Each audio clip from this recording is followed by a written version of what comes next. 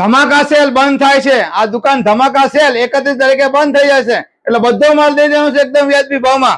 આ બોટલ જોવો છો 20 રૂપિયા વાળી, હવે મળવાનું છે તમને 90 રૂપિયાની 6। કેટલામાં? 90 રૂપિયાની 6।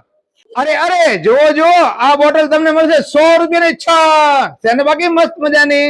અને ધમાકા સેલ માં આ બોટલ તમને મળશે 150 રૂપિયાની 6। જોવો જોવો, આ ફક્ત મળશે 180 રૂપિયાની 6।